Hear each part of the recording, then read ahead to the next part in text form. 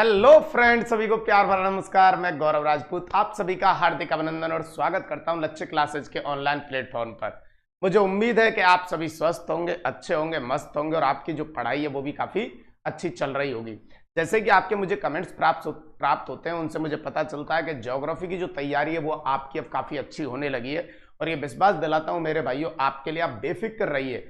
अब जो ज्योग्राफी का दूसरा यूनिट अपना चालू हुआ है ये काफी और ज्यादा पॉपुलर आपके लिए होने वाला है मेरे भाइयों। और जिसके अंतर्गत जो अपना टॉपिक चल रहा था वो आपको पता था, राजस्थान की वन संपदा को लेकर अपन चल रहे थे, जिसमें कल दो पॉइंटों पे अपन ने चर्चा की थी। एक वन शब्द को लेकर चर्चा की थी और एक आपकी वन गणना करने वाली संस्था को लेकर चर्चा की थी मेरे भाइयों, जिसको आपने कहा था भारतीय वन सर्वेक्षण एवं अनुसंधान संस्थान। अब मेरे भाइयों इसके द्वारा जो रिपोर्ट तैयार की जाती है वनों की, उसे क्या क्या कहेंगे?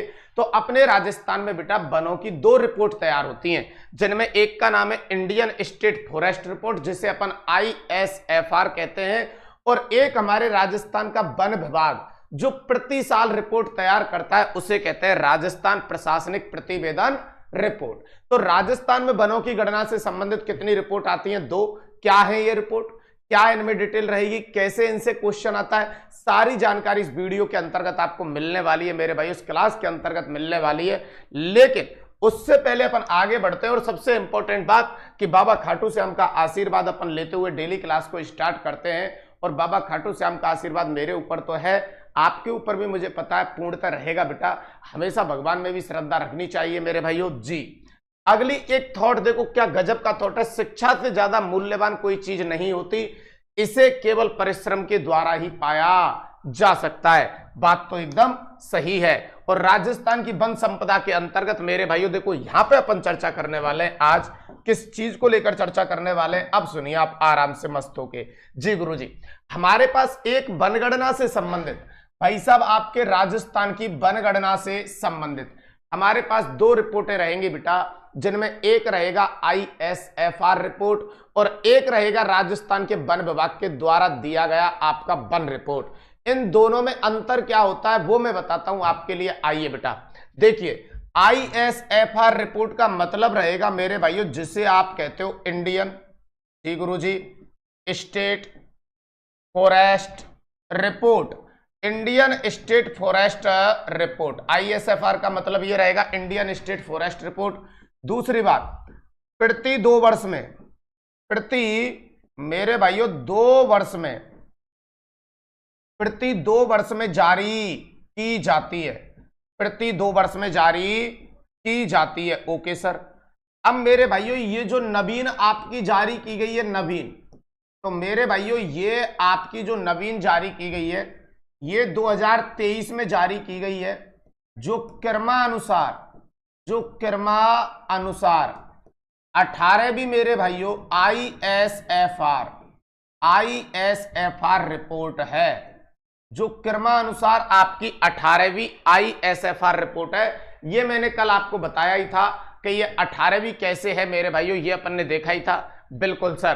तो अपने राजस्थान में एक तो जो रिपोर्ट जारी होती है बेटा वनों की, वो रहेगी आपकी ISFR Indian state forest report, जो प्रति 2 वर्ष में जारी की जाती है, और नवीन लास्ट की गई है 2023 में, जो क्रमानुसार है 18वीं ISFR रिपोर्ट। बहुत जल्दी मेरे भाइयों आपकी 19वीं रिपोर्ट आएगी, 2025 वाली रिपोर्ट आने वाली है। लेकिन जब तक नहीं आएगी तब तक आपके कंपटीशन के अंतर्गत इससे क्वेश्चन आएंगे, और जैसे ही वो आ जाएगी तो आप बेफिक्र रहिए, उसको भी मैं आपके लिए कराऊंगा। Okay sir. अब चलते हैं राजस्थान की प्रशासनिक प्रतिवेदन रिपोर्ट पर। किस पे चलते बेटा? प्रशासनिक प्रतिवेदन रिपोर्ट। ये क्या होती है वो मैं बताता हूं बेटा। ये जो प्रशासनिक प्रतिवेदन रिपोर्ट होती है, ये ध्यान रखना, ये अपने राजस्थान के वन विभाग द्वारा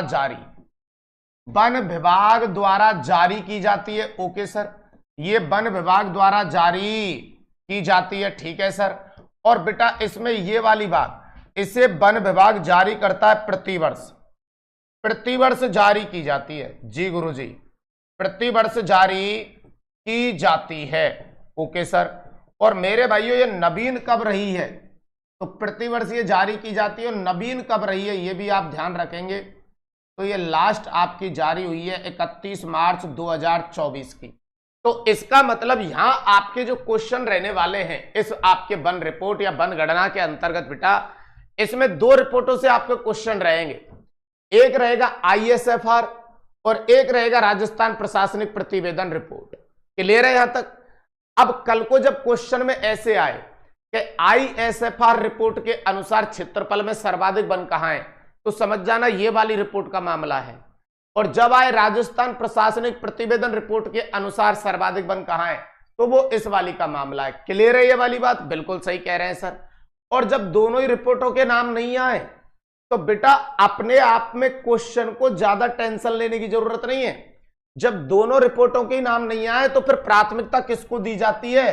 ISFR को दी जाती है। तो फिर आप उस क्वेश्चन की प्रकृति को समझेंगे कि ये क्वेश्चन ISFR रिपोर्ट के अकॉर्डिंग आया है। ओके, अरे ये टॉपिक बेटा सारे एग्जामों में है। BSTC, आप second grade, first grade, REET, RS, सब एग्जामों के अंतर्गत है। राजस्थान ज्योग्राफी आप ऐसे मत पूछा करो कमेंट करके सर ये इस एग्जाम में आएगा क्या। हर एक एग्जाम के अंतर्गत राजस्थान ज्योग्राफी का एक बड़ा वेटेज रहता है। तो अच्छे तरीके से आप बस क्लास को एंजॉय कीजिए मेरे भाइयों।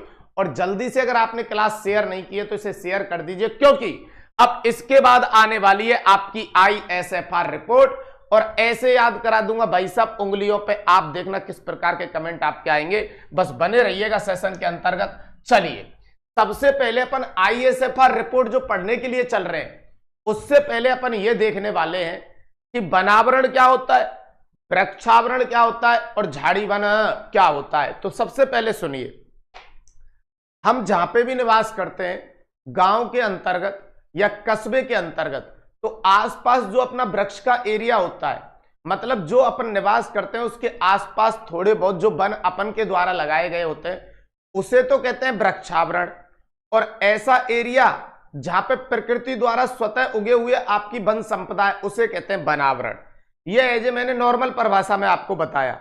जैसे मैं गांव के अंतर्गत रहता हूं तो उसके आसपास का एरिया जहां पे वनस्पति लगी हुई है या अब गांव के लोगों ने लगाई है मेरे भाइयों, वो वृक्षों में काउंट होती है। और जो स्वतः प्रकृति में उगती है उसे क्या कहते हैं? वनावरण। अब ज्योग्राफिकल परिभाषा क्या है वो सुनना। 1 हेक्टेयर भूमि पर लगे अगर पेड़ों का कैनोपी घनत्व, कैनोपी मतलब होता है पेड़ की छाया से, 1 आपके हेक्टेयर भूमि पर लगे पेड़ों का कैनोपी घनत्व अगर 10% से अधिक जा रहा है तो भाई साहब वो क्या कहलाता है? वनावरण।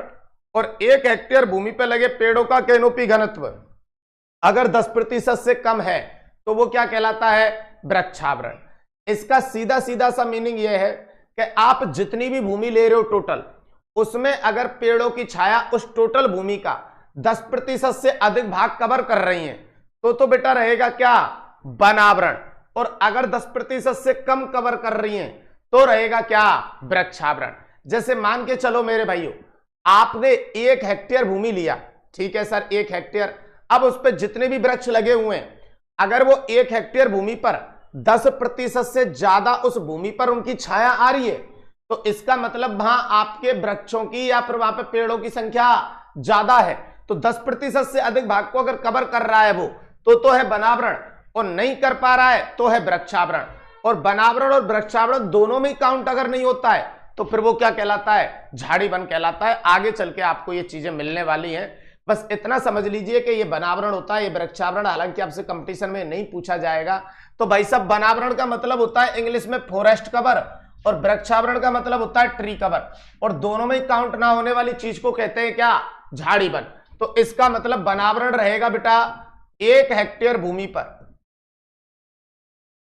1 हेक्टेयर भूमि पर मेरे भाइयों लगे पेड़ों का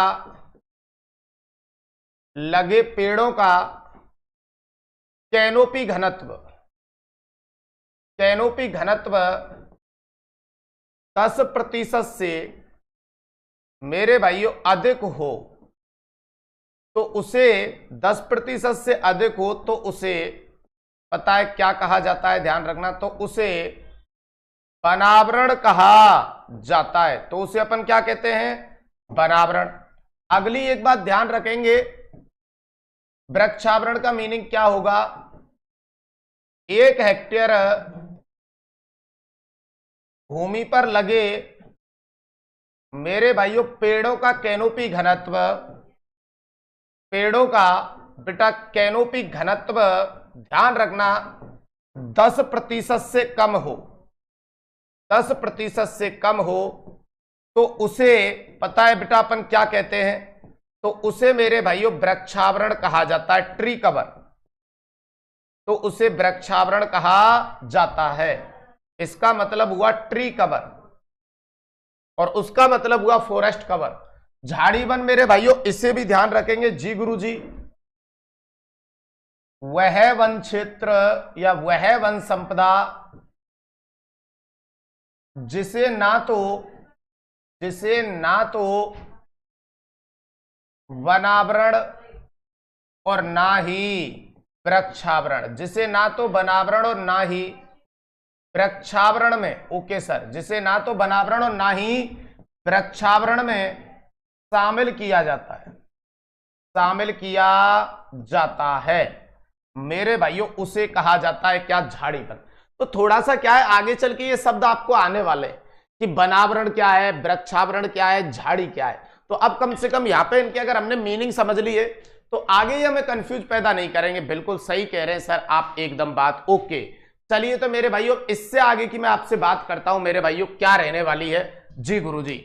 सबसे इंपॉर्टेंट बात ये 18वीं ISFR रिपोर्ट 2023 के अनुसार राजस्थान में जो कुल वन है वो आपका क्षेत्रफल में कितना आता है, अगर उसे प्रतिशत में देखा जाए तो वो कितना आता है, फिर उसमें जो आपका क्षेत्रफल है उसमें वनावरण कितने पे है, वृक्षावरण कितने पे है, जो प्रतिशत है उसमें आपका वनावरण कितने पे है और वृक्षावरण कितने पे है।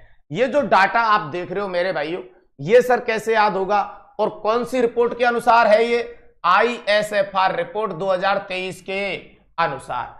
तो घबराने की जरूरत नहीं है, मैं आपको एक रफ कार्य करवाता हूं, आइए पहले उसके बाद आगे बढ़ेंगे। जी सर, आपकी जो रिपोर्ट है वो है ISFR रिपोर्ट 2023 के अनुसार। जी गुरुजी, ISFR रिपोर्ट 2023 के अनुसार आपसे पूछा गया राजस्थान में कुल वन क्षेत्र कितना है। क्या पूछा है, राजस्थान में कुल वन क्षेत्र कितना है।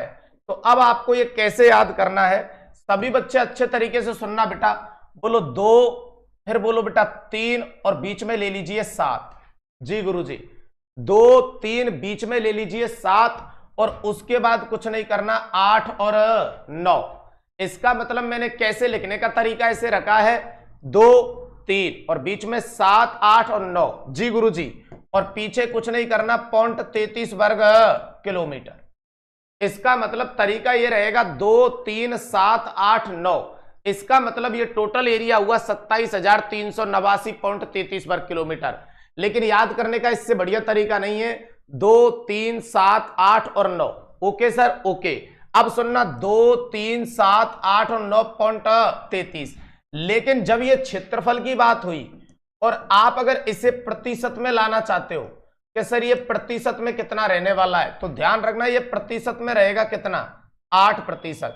तो राजस्थान का ISFR रिपोर्ट के अनुसार जो टोटल एरिया रहेगा वो ऐसे ही याद करना है 2 3 7 8 9। ओके सर, और 0.33।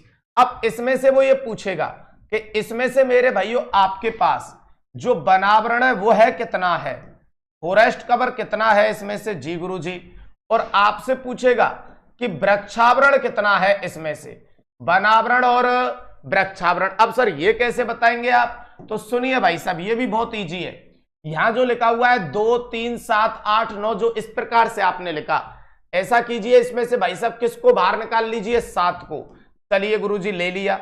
अब 7 में से 1 घटाइए तो कितना आया 6, फिर 1 घटाइए कितना आया 5, फिर 1 घटाओ कितना आया 4, और मेरे भाइयों 4 का दुगना कितना होता है 8, और पीछे ध्यान रखेंगे 0.21।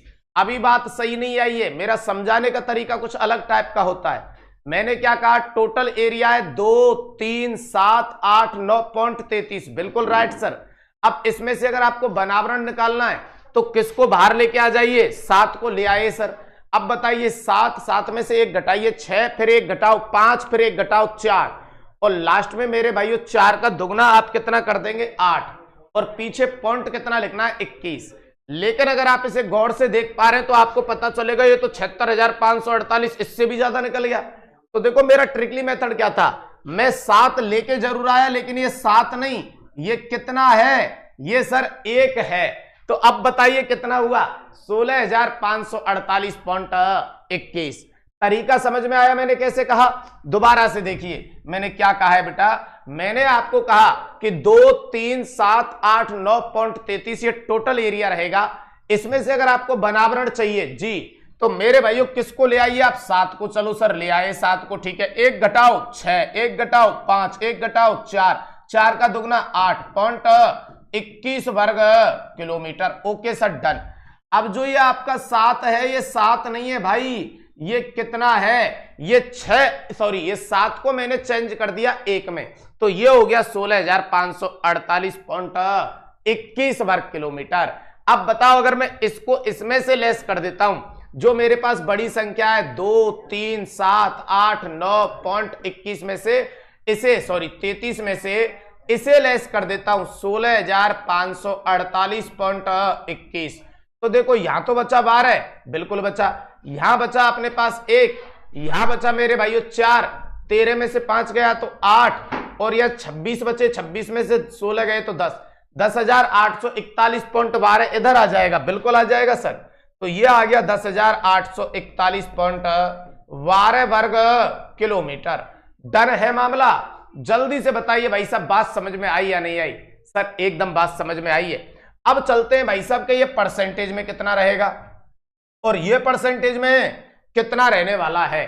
तो बेटा ये जो परसेंटेज में रहेगा ये 4.84%, तो मेरे भाइयों ये कितना रहेगा 3.16% अगर परसेंटेज में पूछा जाए तो ये आपके राजस्थान में कुल वन क्षेत्र रहा 2, 3, 7, 8, 9.33।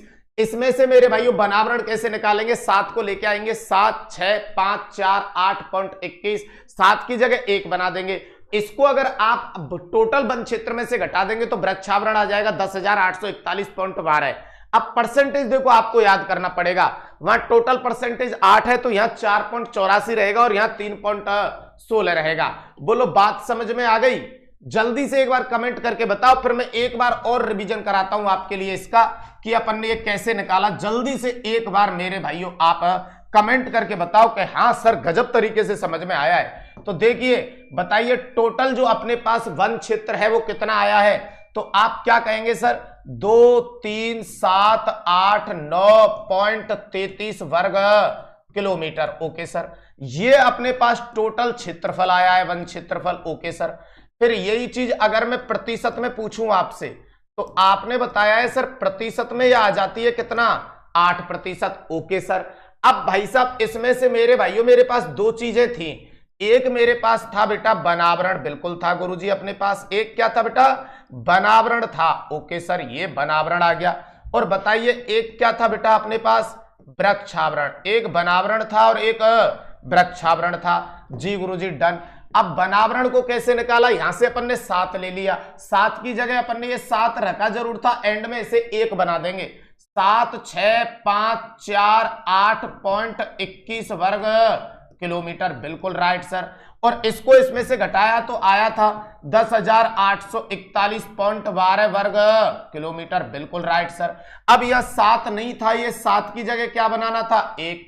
फिर इसे परसेंटेज में देखा तो 4.84% और ये आया था 3.16%। ओके डन है मामला, बिल्कुल डन है सर। तो ऐसे याद करना था ये डाटा वाला आंकड़ा। मेरे भाइयों बताइए कैसे याद नहीं होगा? कौन कहता है भाई साहब याद नहीं होगा? बहुत इजी गोइंग आपको याद हो गया भाई साहब। बिल्कुल बेटा ये बहुत इजी गोइंग हो गया, याद हो गया ना? बताइए आप याद हुआ या नहीं हुआ? बिल्कुल हो गया सर। अब मेरे भाइयों यहां पे ये चलते हैं, बनावरण और वृक्षावरण अपन ने दोनों निकाल लिए। देखो ज्यादातर वन संपदा आपको कहां देखने को मिल रही है सर? बनावरण में मिल रही है, बिल्कुल। तो इसे आगे चल के ध्यान रखना, सघनता के आधार पर मेरे भाइयों इसे आगे चल के अपन 3 भागों में बांटेंगे, वो भी बहुत अच्छे तरीके से समझाऊंगा। आप तो बस यहां पे बने रहिए। तो यहां तक बात आपको समझ में आ गई? बिल्कुल आ गई सर। अब अगली बात भाई साहब, पिछली वाली वन रिपोर्ट की तुलना में राजस्थान में जो वनों में वृद्धि हुई है वो कितनी हुई है? अब एक बात ये भी ध्यान रखेंगे, तो भाई साहब मैं नोट के अंतर्गत जा रहा हूं, ये ध्यान रखना। आईएसएफआर रिपोर्ट मेरे भाइयों 2023 के अनुसार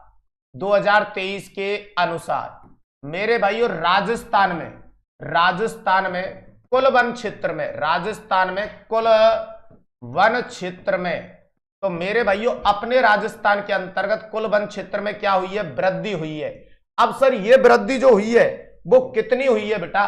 तो ये भी ध्यान रखेंगे 394.26 वर्ग किलोमीटर की वृद्धि हुई है। 394.26 वर्ग किलोमीटर की वृद्धि हुई है आपके कहां पे? राजस्थान में।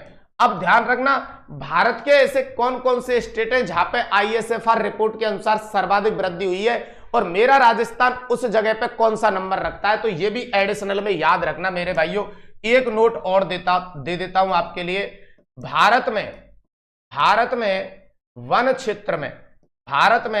वन क्षेत्र में सर्वाधिक वृद्धि, तो जब आपसे पूछा जाए कि भारत में वन क्षेत्र में सर्वाधिक वृद्धि कहां पे है, तो ध्यान रखना फर्स्ट नंबर पे रहा है छत्तीसगढ़। कौन रहा है? छत्तीसगढ़। सेकंड नंबर पे रहा है उत्तर प्रदेश। कौन रहा है बेटा? उत्तर प्रदेश। थर्ड नंबर पे रहा है बेटा उड़ीसा, और फोर्थ नंबर पे है अपना राजस्थान। तो देखो ये एडिशनल कुछ बातें भी आपको याद रखनी है कि जो ISFR रिपोर्ट आई है इसके अंतर्गत टोटल वन संपदा में मेरे भाइयों जो राजस्थान में वनों में वृद्धि हुई है वो 394.26 कितनी है बेटा? ये 394.26 वर्ग किलोमीटर की ये वृद्धि हुई है। राउंड फिगर से में याद रखेंगे बेटा लगभग 400, राउंड फिगर से में याद रखेंगे 394.26, या आप राउंड फिगर में याद रखेंगे, ज्यादा लोड बनाएंगे नहीं, लगभग 400 वर्ग किलोमीटर की क्या हुई है? वृद्धि हुई है मेरे भाइयों। जी सर। अब इसमें भी राजस्थान का पूरे ऑल ओवर इंडिया के 28 राज्यों में कौन सा नंबर है? तो पहले पे है छत्तीसगढ़, दूसरे पे है उत्तर प्रदेश, तीसरे पे उड़ीसा और चौथे पे है हम राजस्थान। ओके डन डन गुरुजी। अब चलते हैं बेटा वहां पे पीपीटी के अंतर्गत जो अपन ने लिख रखा था 18वीं ISFR रिपोर्ट 2023 के अनुसार राजस्थान में बताइए कुल वन क्षेत्र जो आया था, अभी आप देख रहे थे वो कैसे लिखा था? 237893 वर्ग किलोमीटर। बिल्कुल सर डन। और यही चीज अगर प्रतिशत में आई थी तो अपन ने कितना लिखा था सर? 8% लिखा था। फिर बताइए इसको मैं दो जगह डिवाइडेशन में लेके गया, एक तो मैंने किस में लिया? वनावरण में, और एक किस में लिया? वृक्षावरण में। बिल्कुल सर। अब इसमें से जब अपन वनावरण निकाले थे तो 7 लिखा जरूर था, लेकिन बाद में एक बनाएंगे 7, 6, 5, 4, 8.21 वर्ग किलोमीटर, और यहां 7 की जगह कितना बना देना था? 1। और बताइए यहां पे बनाएंगे तो कितना आएगा? इसे इसमें से घटा देंगे तो 10,841.12 वर्ग किलोमीटर। राइट कह रहे हैं सर। तो ये किस में आ जाएंगे? वनावरण और वृक्षावरण। अब यही अगर वनावरण प्रतिशत में दर्शाना है तो कितना आ रहा था? 4.84%। तो अगर ये 8% में से, ये 8% में से अगर ये चला जाएगा मेरे भाइयों 4.84%, तो वृक्षावरण में कितना बचेगा? 3.16%। अब बताओ मेरे को एक बार कमेंट करके कि ये वाली बात आपके समझ में आई कि नहीं आई? बताइए डाटा याद हुआ या नहीं हुआ? जल्दी से कमेंट करके बताओ भाई साहब एक बार। अब तो मैं तभी आगे बढ़ूंगा, जल्दी से। चलिए भाई साहब एक बार कमेंट करके बताइए कि जल्दी से आपको ये बात समझ में आई या नहीं आई। बहुत बढ़िया मेरे भाइयों, बहुत बढ़िया। 4.84। ओके ओके ओके मेरे भाइयों, बहुत बढ़िया बेटा। Yes sir. हाँ बेटा, वनावरण वृक्षावरण ऐसे निकालने अपन को ये डाटा और इस प्रकार से याद करना है। अब बताओ कहीं टफ है क्या ये डाटा? बिल्कुल नहीं है सर टफ, तो बहुत इजी गोइंग कर दिया। तरीका बेटा अपना हमेशा बेस्ट रहेगा जिससे आपको कभी टफ नहीं लगेगा, चीजें थोड़ी इजी होती चली जाएंगी आपके लिए। बिल्कुल। चलिए बहुत बढ़िया मेरे भाइयों, बहुत बढ़िया। अब आगे बढ़ाते हैं, इसी वाली प्लानिंग को आगे लेके चलते हैं कि चलो हमने परसेंटेज में देख लिया, हमने क्षेत्रफल में देख लिया, हमने वनावरण देख लिया, हमने वृक्षावरण देख लिया। ओके, अब गौर से सुनना बेटा। चलिए बहुत बढ़िया, अब आपके कमेंट मैंने देख लिए। इधर देखो बेटा, अब गौर से सुनना। इनमें से जब मैंने टोटल ये एरिया ऐसे बताया तो देखो यहाँ पे देखो, ये हमारे पास है वनावरण और ये हमारे पास है वृक्षावरण।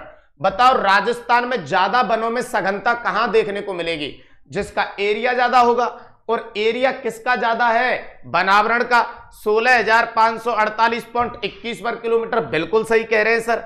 अब क्या किया गया है, ये जो आप वनावरण देख रहे हो इसे आगे चल के मेरे भाइयों, इस वनावरण को आगे चलकर सघनता के आधार पे 3 भागों में बांटा गया है। सर कैसे कैसे बांटा गया है वो आपको मैं बताऊंगा, बेफिक्र रहिए। तो किसको बांटने के लिए जा रहा हूं? वन आवरण को, क्योंकि सघनता सबसे ज्यादा किसमें मिलने वाली है? वन आवरण में। वृक्षावरण में इतनी सघनता नहीं मिलती है। अब वन आवरण को सघनता के आधार पर कितने भागों में बांटेंगे? तो चलते हैं भाई साहब नेक्स्ट वाली पोजीशन पे। आइए, ये रहा आपका वन आवरण। वन आवरण को सघनता के आधार पर 3 भागों में विभाजित किया गया है। अब किसको विभाजित किया गया है अच्छे से देख लो। देखो अपन ने क्या लिखा हुआ है, वन आवरण को। सर किसको? वन आवरण को। इसका मतलब जो वन आवरण आप पढ़ के आ रहे थे वो था आपका 7 मतलब 1 है 5 4 8.21 वर्ग किलोमीटर, यही था बिल्कुल। और प्रतिशत में कितना था? ये 4.84%। बिल्कुल सर, क्षेत्रफल में वो और प्रतिशत में ये। Okay sir, done. अब बेटा इसको मेरे भाइयों 3 भागों में बांटा गया है सघनता के आधार पर। अब किसे कहते हैं अत्यधिक सघन वन, किसे कहते हैं मध्यम सघन वन और किसे कहते हैं खुले वन? ध्यान रहे, ये जो वर्गीकरण अब चल रहा है केवल वो वनावरण का चल रहा है, वृक्षावरण का नहीं है। वृक्षावरण में सघनता नहीं मिलती है। ओके सर, अब अत्यधिक सघन वन किसे कहते हैं? तो ध्यान रखना, वह क्षेत्र बेटा जहां पेड़ों का कैनोपी घनत्व, जहां पेड़ों का कैनोपी घनत्व 70% से क्या हो बेटा? अधिक हो। तो वह क्षेत्र जहां पेड़ों का कैनोपी घनत्व किसने से अधिक हो मेरे भाइयों? 70% से अधिक हो, उसे क्या कहा जाता है? अत्यधिक सघन वन कहा जाता है। इसका मतलब मध्यम सघन वन में ध्यान रखना, जहां कैनोपी घनत्व, जहां बेटा आपका कैनोपी घनत्व मेरे भाइयों 40 से 70% के मध्य हो, 40 से 70% के मध्य। और यहां पे ध्यान रखना, जहां पेड़ों का कैनोपी घनत्व 10 से 40% के मध्य हो, 10 से 40% के मध्य हो, उसे क्या कहेंगे?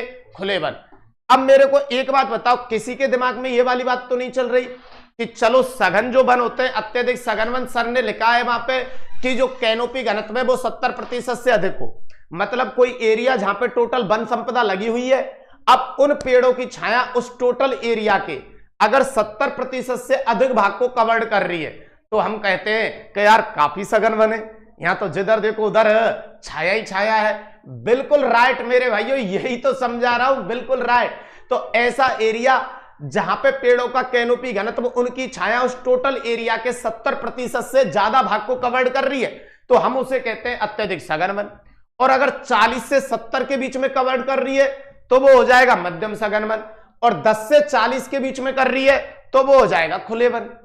इसका मतलब सर आपने 0 नहीं लिया। अरे बेटा 10 से अगर नीचे आ जाऊंगा तो फिर वो वनावरण कहां रहेगा? वो तो वृक्षावरण हो गया ना।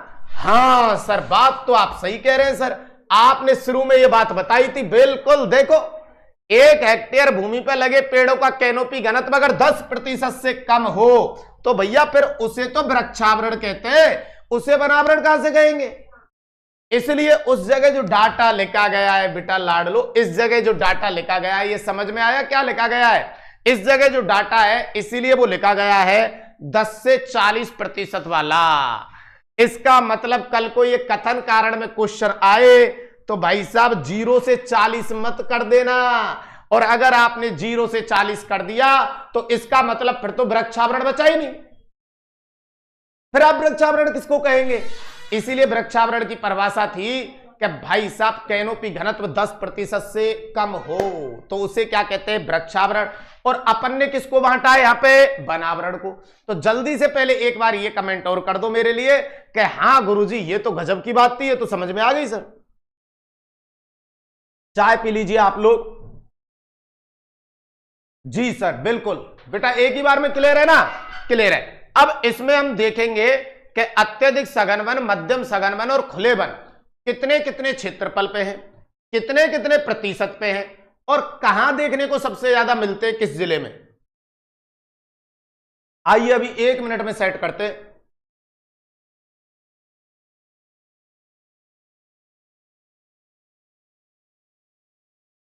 क्लियर सर जी, ओके बेटा। अब चलते हैं अत्यधिक सघन मेरे भाइयों कहां मिलेंगे, ये आपको मैं दिखाता हूं। आइए, एक तो हमें इनका क्या देखना है, क्षेत्रफल, एक हमें क्या देखना है, प्रतिशत, और एक हमें देखना है कि ये सबसे ज्यादा कहां मिलेंगे। ओके सर, तो अत्यधिक सघन वन का जो क्षेत्रफल है वो कितना है बेटा, तो सबसे पहले देखो नॉर्मल याद कीजिए, बोलो 22 जी सर, अरे बोलो 42 जी सर, अरे बोलो 120, बोलो भाई साहब 22 मतलब 22, फिर क्या लिखा है 42, फिर लिखा है 120। ओके सर, डन मामला। अब भाई साहब 2 के बाद हमेशा आता है 3, बात तो सही कह रहे हैं सर, फिर 2 के बाद आता है 3, बात तो सही कह रहे हैं सर, लेकिन यहां एक और लगाना है क्या, 60।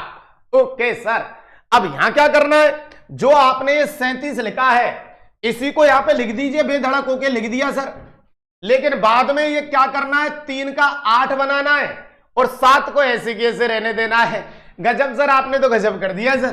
कैसे बताया सर, दोबारा देखिए भाई सर, सबसे पहले क्या लिखना है 22, फिर क्या लिखना है 42, फिर क्या लिखना है 120। ओके सर, 2 के बाद आता है 3। ओके सर, यहां भाई साहब 3 तो आएगा ही आएगा, लेकिन एक एडिशनल और अपन ने अंक जोड़ा था, क्या 7।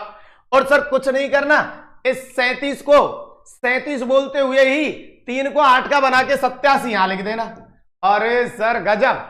और अब अगली बात, इनके पीछे क्या आएगा, तो देखो 0.20, 0.40 और 0.60, 0.20, 0.40, 0.60, बस थोड़ी सी त्रुटि है, 40 की जगह ये 41 है। बोलो डन डनाडन मामला, गुरुजी गजब। दोबारा से देख लो एक बार अच्छे तरीके से, बोलो क्या लिखा 22, बोलो क्या लिखा 42, बोलो क्या लिखा 120। ओके सर, बोलो यहां पे क्या लिखा 3, तो सर यहां पे भी क्या लिखा 3, और पीछे क्या लगाया 7, इसी 37 को पीछे जाके क्या लिखा 87। अब पॉइंटों में पीछे का चाहिए, तो भाई साहब 0.20, 0.41 और 0.60।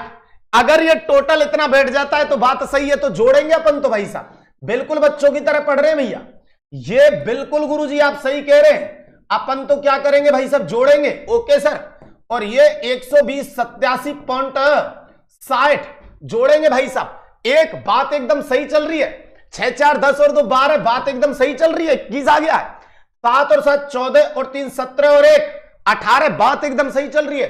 8 और 3 11 और 2 13 और 1 14, बिल्कुल। 4 और 1 5 और 6 और 1 16,548.21। बोलो दो भाई साहब, एक बार ताली बजा, बोलो इजी गोइंग याद हुआ या नहीं हुआ। अरे ऐसे ही करा देते हैं याद यार, अपन तो अपना स्टाइल ही है भाई साहब, बिल्कुल डाटा तो ऐसे उड़ता है, ऐसे ऐसे। चलिए गुरुजी बहुत बढ़िया। तो क्षेत्रफल कितना बताया आपने, यहां 22 लिखा, यहां भाई साहब मैंने कितना लिखा 42 लिखा, और यहां पे लिखा भाई साहब 120। यहां कितना लेके आ गया 3, यहां कितना लेके आ गया 3 और 7, और यहां पे लेके आ गया 87। पीछे क्या लगाया भाई साहब 0.20, 0.41 और 0.60। अब बताइए ये आपका डाटा यहां पे आपको याद हुआ कि नहीं हुआ। कल को आपसे ये डाटा पूछा जाए तो आप इजी गोइंग याद करोगे कि नहीं करोगे, कि हो गया, अरे सर हो गया, ये तो हो गया सर, हो गया भाई साहब। चलिए अब अगली बात, प्रतिशत में कितना कितना रहेगा ये, तो ध्यान रहे प्रतिशत में ये है 0.07%, ये है 1.24% और ये है 3.53%। अगर इसे आप टोटल करेंगे तो ये कितना बैठना चाहिए 4.84%। तो देखो 3 और 1 4 पॉइंट से आगे 4 हो गया। पीछे का 84 कैसे बैठाओगे, इनको अगर जोड़ोगे तो आप 84 भी बैठ जाएगा। 7 और 53 60, 60 और 24 84। अब बताओ मुझे भाई साहब, बात एक ही बार में समझ में आई या नहीं आई? आएगी भाई साहब आएगी, क्यों नहीं आएगी बेटा। अब चलते हैं, ये सर्वाधिक कहां देखने को मिलेंगे, तो अत्यधिक जो सघन बने बेटा, ये ध्यान रखना, ये सबसे ज्यादा देखने को मिलते हैं अलवर में। कहां मिलते हैं? अलवर में। मध्यम जो सघन बने ये सबसे ज्यादा मिलेंगे आपको कहां पे बेटा? उदयपुर के अंतर्गत। कहां मिलने वाले हैं? उदयपुर में। और ये भी आपको सबसे ज्यादा कहां मिलने वाले हैं मेरे भाइयों? उदयपुर के अंतर्गत। अब एक बार भाई साहब कमेंट तो देखो आपको बनता है, एक कमेंट तो आपका बनता है यार मेरे भाइयों, कि जल्दी से मुझे ये बता दीजिए कि बात समझ में आई कि नहीं आई, जिससे मैं आगे वाली स्लाइड पे पहुंच सकूं। नहीं है क्या? बिल्कुल गुरुजी गजब। तो ये अपन ने वन आवरण को 3 भागों में बांट दिया था मेरे भाइयों। अपन ने सबसे पहले लिया था कुल वन क्षेत्र 2, 3, 7, 8, 9.33 और टोटल प्रतिशत में था 8। उसमें से वनावरण एक तरफ गया, वृक्षावरण एक तरफ गया। वनावरण को कैसे निकाला भाई साहब? वनावरण आपके पास आया था, वहां से 7 का ले लिया था, 7 की जगह 1, 6, 5, 4, 8.21 बिल्कुल 10,841.12 बिल्कुल मेरे भाइयों, बिल्कुल अपन ने देखा था। फिर वनावरण को 3 भागों में बांट दिया बेटा, अत्यधिक सघन वन, मध्यम सघन वन और खुले वन। कैसे कैसे आएंगे वो भी आपको याद हो गया। ओके, बहुत बढ़िया मेरे भाइयों, बहुत बढ़िया। चलिए अब आगे बढ़े। अरे यार, ये आई लव यू बोलने की कहां जरूरत है, आप बताइए यार। अरे सम्मान ही बहुत होता है यार, नहीं है क्या? हाँ, आप लोगों का सम्मान ही काफी है मेरे भाइयों। सूरतगढ़ से प्रणाम सर, प्रणाम मेरे भाइयों, प्रणाम प्रणाम प्रणाम। ओके बेटा, ओके, बहुत बढ़िया। आप लोगों का ये प्यार हमेशा ऐसे ही बना रहे। चलिए अब आगे बढ़ते हैं मेरे भाइयों। अब आईएसएफआर रिपोर्ट क्या कहता है? अब आईएसएफआर रिपोर्ट ये कहता है कि आपके राजस्थान के अंतर्गत क्षेत्रफल की दृष्टि से सबसे ज्यादा वन कहां है और न्यूनतम कहां है, और प्रतिशत की दृष्टि से सबसे ज्यादा कहां है, न्यूनतम कहां है। वनों में सबसे ज्यादा वृद्धि किन किन जिलों में हुई है, कमी कौन कौन से जिले में हुई है। झाड़ी वन जो एक शब्द आया था अपने पास, जो ना वनावरण में काउंट होता है ना वृक्षावरण में, उसे क्या कहते हैं? झाड़ी वन कहते हैं। ये झाड़ी वन सबसे ज्यादा कहां है और कम कहां है? 1 मिनट में याद करा देंगे भाई साहब, आप तो बस बेफिक्र रहिए। आइए अगले पोर्शन पे चलते हैं। राजस्थान, आईएसएफआर 2023 के अनुसार राजस्थान में क्या पूछ रहा है? कुल झाड़ी पूछ रहा है कितनी है। और सर कुल झाड़ी कितनी है, तो मैं बताता हूं आपको बेटा। अगर आपसे यह बात क्षेत्रफल में पूछी जाए कि कुल झाड़ी कितनी है, जी गुरुजी, तो ध्यान रखना मेरे भाइयों 5476.75 वर्ग किलोमीटर। इसका मतलब राजस्थान के अंतर्गत अगर कुल झाड़ी एरिया पूछा जाए कि कितने पे फैला हुआ है, तो ध्यान रखना 5476.75 वर्ग किलोमीटर। और अगर यही वाली बात आपसे प्रतिशत में पूछी जाए तो ध्यान रखना 1.60%। कितना बेटा? 1.60%। तो आईएसएफआर 2023 के अनुसार राजस्थान में कुल झाड़ी क्षेत्र रहेगा 5476.75 वर्ग किलोमीटर। और अगर यही बात प्रतिशत में पूछी जाएगी तो 1.60% ये रहने वाला है। अब मेरे भाइयों, ये जो आपका है झाड़ी जो है, ये क्षेत्रफल में सर्वाधिक कहां रहने वाली है और प्रतिशत में सर्वाधिक कहां रहने वाली है, आपको यह भी देखना है बेटा। झाड़ी वन जो है मेरे भाइयों, ये आपका सबसे ज्यादा कहां मिलने वाला है और मेरे भाइयों आपका न्यूनतम कहां मिलने वाला है। यहां ये प्रतिशत और क्षेत्रफल की बात गलत आ गई। इस जगह पे एक बात ध्यान रखना कि ये सर्वाधिक कहां रहेगा और न्यूनतम कहां रहेगा, केवल अपन को ये देखना है। ये क्षेत्रफल और प्रतिशत में मैंने वहां पे लिख दिया जी, इसे यहां पे भी वापस लिख देता हूं मैं। लीजिए, क्षेत्रफल में आपका जो झाड़ी वन है वो कितना बताया है मैंने वहां से? 54, जी गुरुजी, 76 और 75 वर्ग किलोमीटर। ओके सर, 54 और प्रतिशत में जो रहेगा बेटा ये कितना रहेगा? 1.60% रहने वाला है। Okay sir, done. चलिए, ये तो किसके अंतर्गत आ गया भाई साहब? ये तो क्षेत्रफल में आ गया झाड़ी का, और ये परसेंटेज में आ गया। हालांकि मैंने वहां पे भी लिख दिया था, तो यहाँ पे दोबारा गलत तरीके से टाइप करवा लिया मैंने, कोई बात नहीं। अब देखते हैं मेरे भाइयों कि आपका जो ये झाड़ी वन है, आपके जो झाड़ी वन देख रहे हैं, ये भाई साहब सर्वाधिक कहां पे है? झाड़ी जो है वो सर्वाधिक कहां पे है और न्यूनतम कहां पे है राजस्थान के अंतर्गत? तो मैपिंग से समझने का प्रयास करना। जो झाड़ी है राजस्थान में, जी गुरुजी, ये सबसे ज्यादा आपको मिलेंगी पाली में। कहां पे मिलेंगी? पाली के अंतर्गत। ओके सर, फिर आप जाएंगे तो अलवर में ये ज्यादा मिलेंगी। कहां मिलेंगी? अलवर के अंतर्गत। ठीक है सर। और उसके अलावा आप जाएंगे तो ये फिर आपको मिलेंगे जयपुर। इसका मतलब कल को आपसे ये पूछा जाए राजस्थान में झाड़ी सबसे ज्यादा कहां पे है, तो पहले पे पाली रहेगा, सेकंड पे अलवर रहेगा और थर्ड नंबर पे रहेगा आपका कौन? जयपुर। तो झाड़ी जो राजस्थान में सबसे ज्यादा देखी जाती है उनमें पहले पे पाली, दूसरे पे अलवर और तीसरे पे कौन रहेगा? जयपुर रहेगा। बिल्कुल राइट। अब आपसे पूछे कि न्यूनतम कहां पे मिलेंगी, तो भाई साहब सबसे कम आपको जो झाड़ी मिलने वाली है मेरे भाइयों वो पहले नंबर पे है हनुमानगढ़। Okay sir.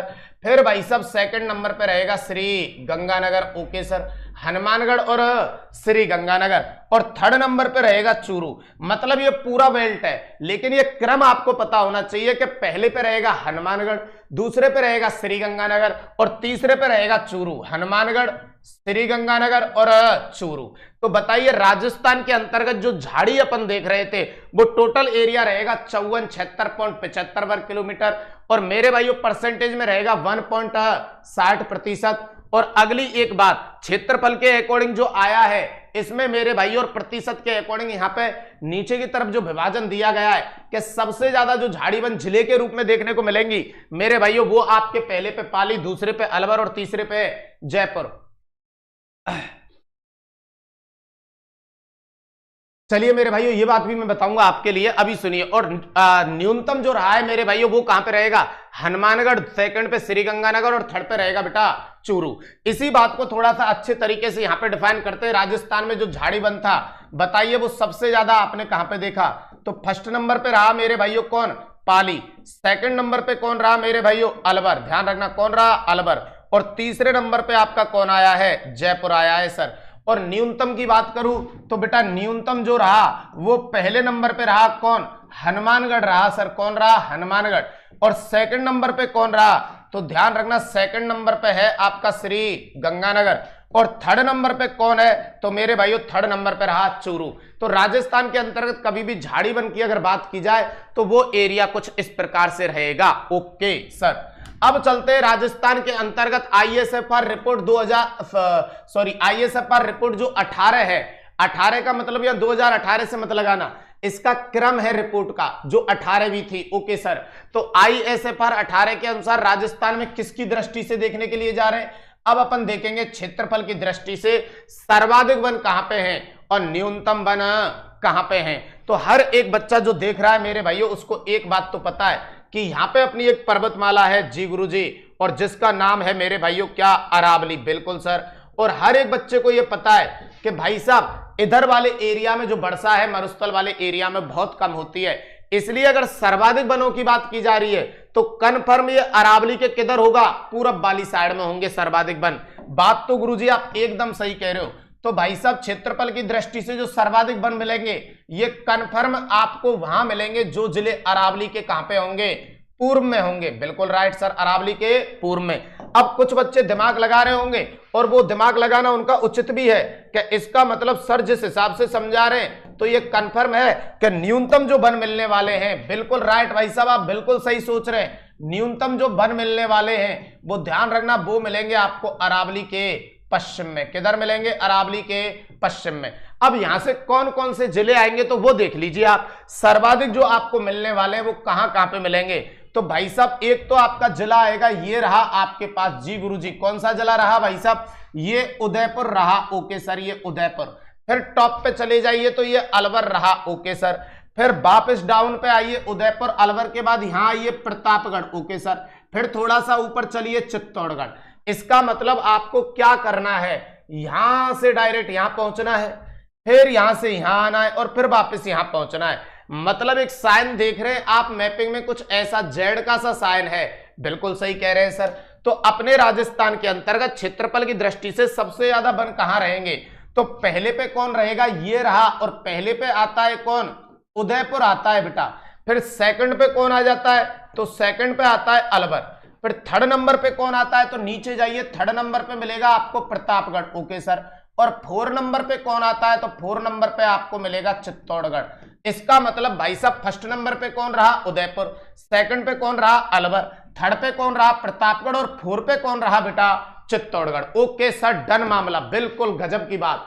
अब चलते हैं मेरे भाइयों, अरावली में न्यूनतम वन कहां मिलेंगे क्षेत्रफल की दृष्टि से, तो मैंने लिख रखा है अरावली के पश्चिम में। Okay sir. तो मेरे भाइयों यहां पे एक जिला है जिसे आप कहेंगे चूरू। ओके सर, बिल्कुल है। फिर एक जिला है हनुमानगढ़ और फिर है श्रीगंगानगर। इसी श्रृंखला में मिलेंगे, बस बीच में गलती से एक जिला और ऐड करना है और वो रहेगा आपका कौन, जोधपुर। तो फिर इनको अगर आप न्यूनतम वन देखना चाहते हो क्षेत्रफल में तो पहले पे रहेगा चूरू, सेकंड पे रहेगा कौन, हनुमानगढ़। फिर थर्ड पे कौन रहेगा, बीच में बस ये जोधपुर लेके आना है, जोधपुर। और मेरे भाइयों फिर अगला जो जिला है वो आपको कौन दिख रहा है, तो वो दिख रहा है आपको श्री गंगानगर। इसीलिए जब मैं आपको क्लाइमेट पढ़ा रहा था तो अब कुछ याद आ रहा है कि इसीलिए चूरू जिला अत्यधिक गर्म क्यों हो रहा था गर्मियों में और सर्दियों में ठंडा क्यों हो रहा था, क्योंकि यहाँ वेजिटेशन बहुत कम है भाई।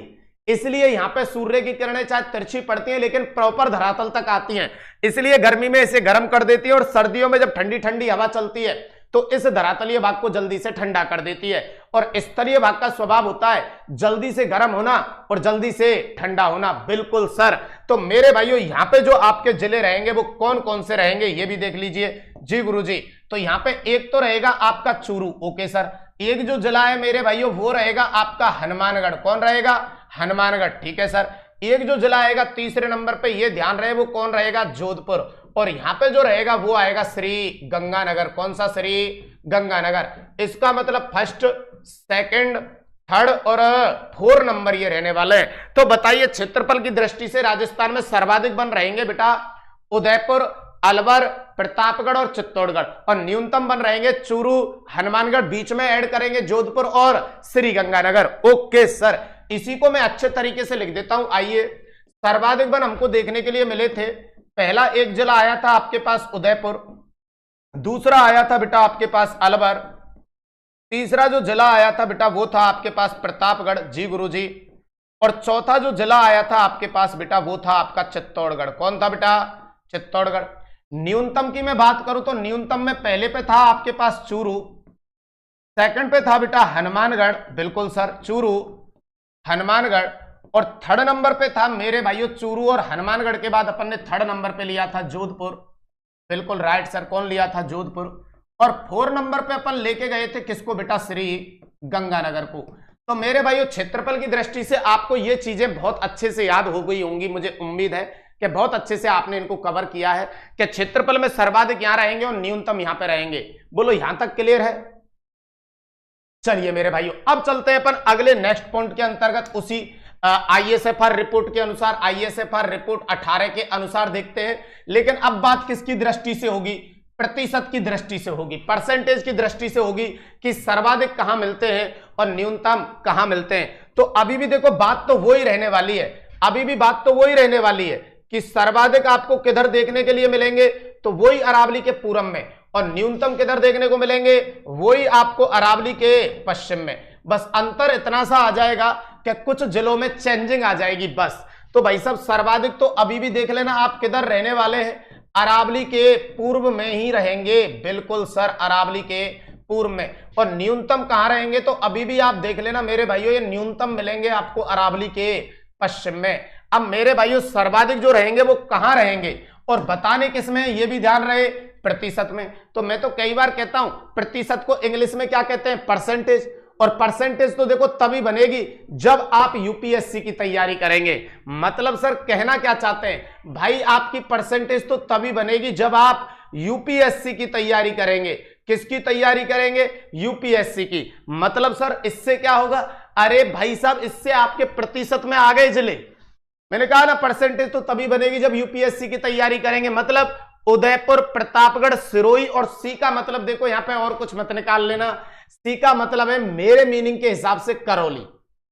तो यूपीएससी की तैयारी करोगे तो ही परसेंटेज अधिक बनेगी। तो यूपीएससी को खोलेंगे उदयपुर, प्रतापगढ़, सिरोही और करौली। तो पहले पे कौन रहेगा बताओ? Udaipur, okay sir. फिर यूपी, पी से कौन आ जाएगा? प्रतापगढ़। फिर एस से कौन आ जाएगा? सिरोही, यूपी, एस, सी, और सी से कौन आ जाएगा? करौली। तो यहां पे जो चार जिले आपको दिख रहे हैं उनमें फर्स्ट पे रहेगा उदयपुर, फिर सेकंड पे रहेगा प्रतापगढ़, थर्ड पे रहेगा सिरोही और फोर्थ पे रहेगा करौली। तो यूपीएससी की तैयारी करनी है बस आपको सर्वाधिक प्रतिशत के हिसाब से। और न्यूनतम कहां मिलेंगे? तो यहां पे भी घबराने की जरूरत नहीं है। थोड़ी देर पहले आपको न्यूनतम कहां मिल रहे थे? सच बताना। क्षेत्रफल के आधार पर आपके चूरू में मिल रहे थे, हनुमानगढ़ में मिल रहे थे, जोधपुर में मिल रहे थे और श्री गंगानगर में मिल रहे थे। बात तो सही कह रहे हैं सर।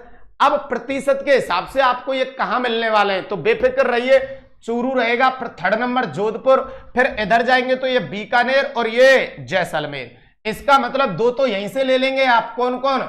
चूरू और जोधपुर। तो यहां फर्स्ट नंबर पे तो कौन रहेगा? चूरू रहेगा। सेकंड नंबर पे कहां जाएंगे? जोधपुर, डन सर, जोधपुर में आ जाएंगे।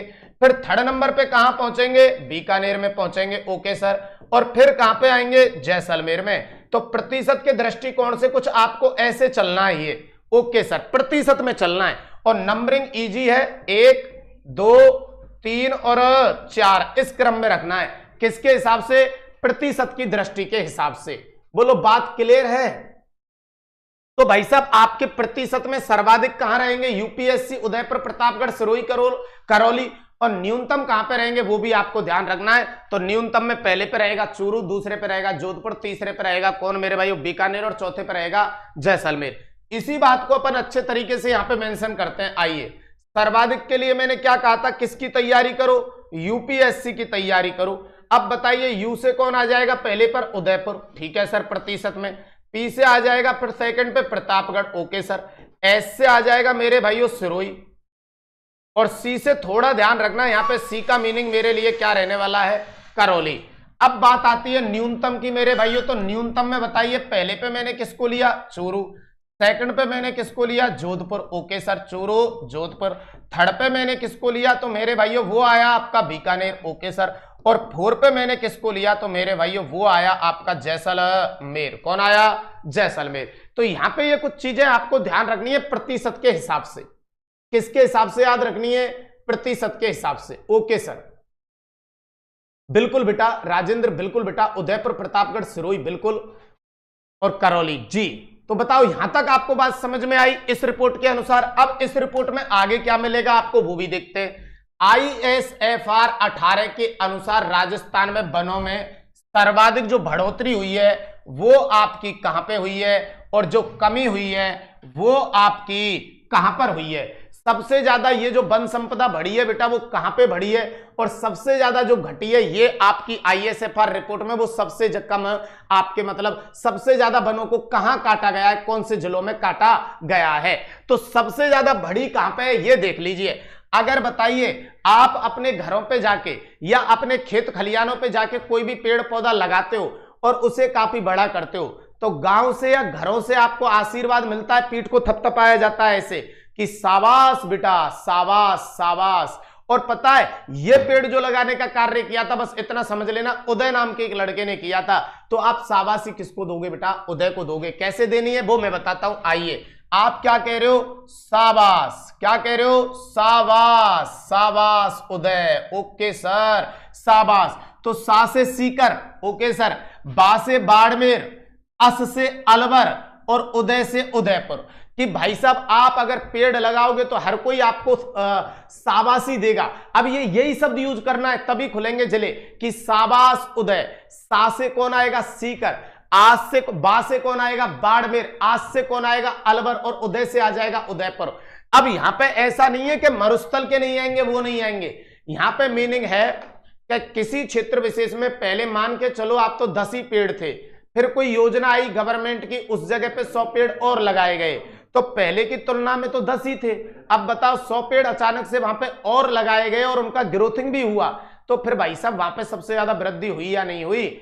इसका मतलब यहां से ऐसा नहीं है कि आपके उन्हीं जिलों में से ये जिले निकल के आएंगे मेरे भाइयों जहां पे क्या सबसे ज्यादा वन पाए जाते हैं। एक बात ध्यान रखना, जिस जगह सबसे ज्यादा वन पाए जाते हैं स्थानांतरित कृषि भी वही होती है, और स्थानांतरित कृषि का मतलब होता है आदिवासियों की कृषि, जिसको वो पेड़ों को काट कर करते हैं। तो जहां ज्यादा पाए जाते हैं वहां घटने के चांस होते हैं मेरे भाई, और जहां कम पाए जाते हैं वहां आपके गवर्नमेंट का भी ध्यान जाता है कि यहां पे वन संपदा कम है तो यहां बढ़ाई जाए। तो इसलिए इसमें जिले कहीं से भी आ सकते हैं। तो ध्यान रखना क्या कहा मैंने, शाबाश उदय, ओके सर। अब कमी वाले कैसे याद करेंगे, मान के चलो आपके पिताजी ने मेरे भाइयों कोई भी एक पेड़ लगाया और आप अपना खेत जोतने के लिए गए ट्रैक्टर से, और वो छोटा सा एक पेड़ लगाया हुआ है और गलती से वो मेरे भाइयों आपसे जुत गया या कट गया। अब बताइए भाई साहब आप घर पे आओगे तो आपकी ठुकाई होगी या नहीं होगी, सर बिल्कुल होगी। तो सुनना, वो जो पेड़ आपसे कटा था उसकी वजह से बेटा बाप, उसकी वजह से बाप मेरे भाइयों आज भी मारता है, उसकी वजह से बाप आज भी मारता है, बिल्कुल मारता है सर, आज भी मारता है। जो पेड़ आपसे कटा था उसकी वजह से जो बाप है वो बेटा आज भी मारता है। अब भी मत करना, बस आज भी मारता है।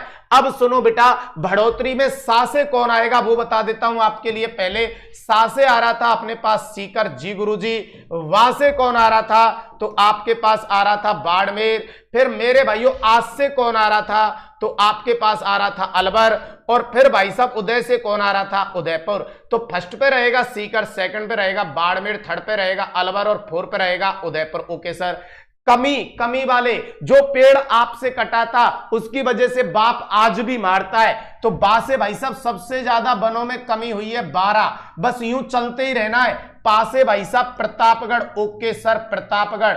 आज से भाई साहब अजमेर, ओके सर अजमेर। और बी से भाई साहब बीकानेर। बाप आज भी मारता है, बस कुछ नहीं करना, यूं चलते रहना है। और यूं चलते रहना है तो फर्स्ट नंबर ये, सेकंड ये, थर्ड ये और फोर ये। बोलो समझ में आई बात? ये जो मैंने यहां तक की बात आपको बताई है मेरे भाइयों, ये जो यहां तक की बात आपको बताई है, इसी को मैं अच्छे तरीके से यहां पे लिख देता हूं। ISFR रिपोर्ट 18 के अनुसार सर्वाधिक वन कहां रहेंगे? तो मैंने क्या कहा था? साबास, साबास। कौन? उदय, बिल्कुल राइट सर। सा से भाई साहब कौन आ गया था? सीकर आ गया था जी गुरुजी। वा से कौन आ गया था बेटा? बाड़मेर आ गया। और आज से मेरे भाइयों कौन आ गया था? अलवर। और बेटा उदय से कौन आया था? उदयपुर। और मैंने कहा था न्यूनतम जो रहेंगे वो आपसे एक पेड़ कट गया था, उसकी वजह से ध्यान रखना बाप भाई साहब आज भी मारता है। बाप आज भी मारता है, बिल्कुल सर। अब देखो वा से कौन आ जाएगा बताइए? तो वारा। पा से कौन आ जाएगा? प्रतापगढ़, बिल्कुल सर। और भाई साहब आज से कौन आ जाएगा? तो ध्यान रखना अजमेर। और बी से कौन आ जाएगा? तो आप ध्यान रखेंगे बीकानेर। अब बताओ मुझे भाई साहब, आपको ये जो डाटा वाला समस्या था ये याद हुआ या नहीं हुआ? अब इसके बाद तो ये जितनी भी मैंने पूरी रिपोर्ट कराई है, तुम्हें पता है ये कौन सी रिपोर्ट है? ये रिपोर्ट है मेरे भाइयों आपकी ISFR। ये ISFR रिपोर्ट है जो मैंने आपको कराई है। अब जल्दी से मेरे को एक बार कमेंट करके यूं बताइए, इस पूरी रिपोर्ट को मैं एक ही बार में पूरा समझा दूं आपके लिए?